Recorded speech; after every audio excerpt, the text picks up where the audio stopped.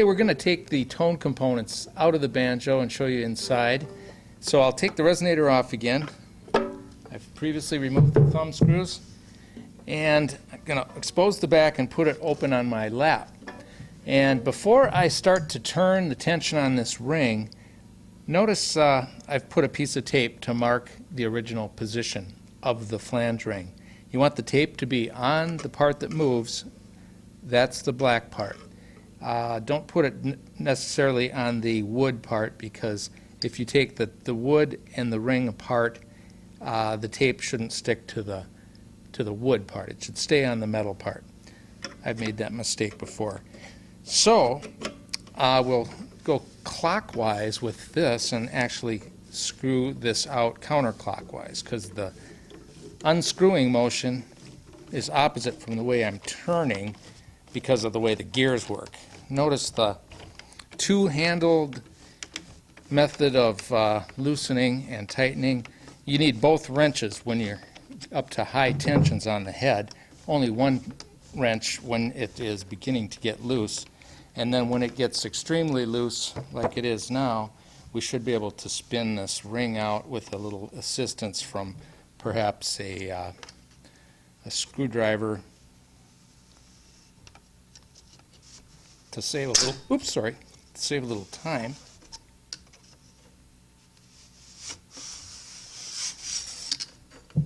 Or you can use the tip of your wrench to get it loose. Now I'm going to pull out the tone ring and set it on the table. That's your tone ring, rim, and flange. Notice I know you can't see it in the video, but there are teeth on this piece that should be clean, just like you brush your teeth. You might brush these teeth as well, just to keep them clean. Notice I still got my index mark here, so I know where to return it to when I get it tightened back up again. Hopefully we should still be in tune. The strings are tuned to pitch, but there's no tone ring in there right now. So I'm going to take the bridge out so it doesn't fall on the floor, and then I'm going to take the head out. I've got the armrest holding the head in right now. Can you see this? I'll just put a little Phillips screwdriver in here and release the comfort bevel armrest. Take out my head and inspect the head. If you're going to take it apart, make sure there's nothing wrong with your instrument, like a crack along the side of the head. Make sure it's not broken, make sure it's not overly stretched out. This is a fairly high crown head. They come in different heights. For the neck fill banjo, you want to use a medium or high crown. Low crown, I would not recommend. But let me show you some other kinds of heads. Of course, the white Remo, frosted on the top, is the most common. And this is a popular head. It's called a Renaissance head. And medium crown Renaissance head. Let's see how it looks in the neck fill. It's got a nice warm glow to it. We might think about something entirely different and go with a black head. All of these heads are available from Neckfill, and they don't have logos on them, so that you really don't have to advertise anybody if you don't want to.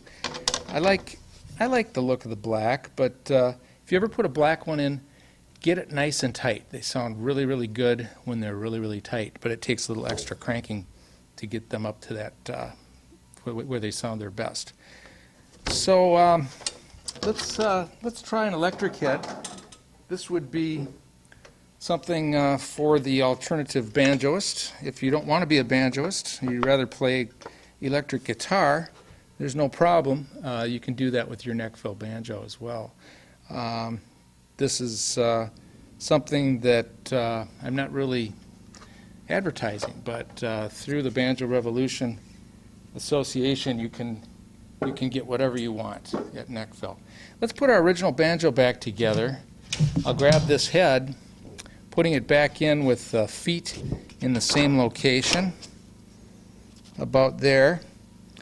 And I'll take a moment to show you the tone ring and rim that we have here.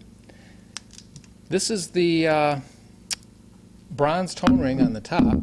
Make sure you don't pull the tone ring off of the rim in this direction, or the you'll have a big surprise. A lot of tone spheres will fall out and roll all over the floor.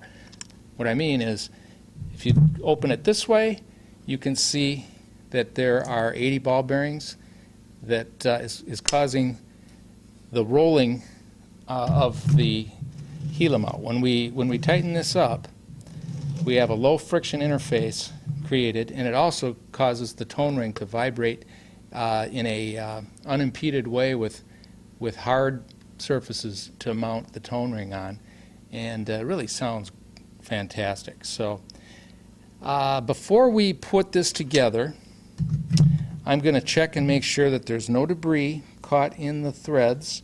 I may want to take a toothbrush on the inside and on the outside, and before I put it back together, I use a little dab of my Gila mount grease and put a little bit. This has been previously greased, so I don't need too much, but I will spread that around on the inside of the threads, and when I put in my mating piece, it will distribute the grease out, and it will make for a little bit easier tightening. Now, make sure that everything is seated properly. You don't have any straps or any wires from your pickup or anything caught in there. And then when it's seated properly, you can turn this ring until you hear a click. Ah, I heard a click. That means the threads are engaged. Now I'm going to start turning it by hand. You saw me take it apart, and I used the screwdriver to do that. I don't recommend that. I do think that if you just put your wrenches in, you might be able to twist it tighter like this a little bit, but the easiest way is to just put in the wrenches and do it as intended, and we'll start getting tension on the head in no time. Well, that's not quite, you can hardly feel any tension on there yet, but pretty soon they'll engage. I'll put in 2 wrenches, and when we start feeling resistance, we'll know that the head is getting tighter.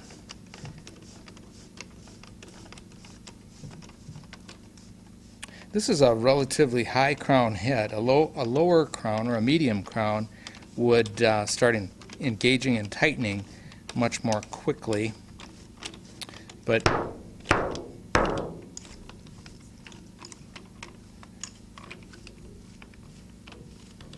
okay, give me a moment here. Now it's starting to tighten up. And once it starts to tighten up, every full rotation of this ring is about 0.08 of an inch. It's like 1/12 of an inch for every go around. We're actually raising the head up and we're tightening it up. Now, what did I do? I went already past my arrow point. It's pretty tight. I obviously can go much tighter, but if I return the arrow to where we started, which was adjacent to the neck connection, and I put my bridge back in, we should still be in tune. Let me just lift the strings up, return the bridge to the same spot. Excuse me, a little clumsy there. Put the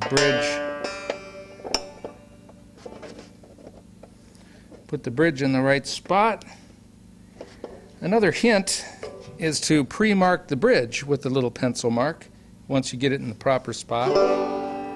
So here we are, pretty close to being in tune still.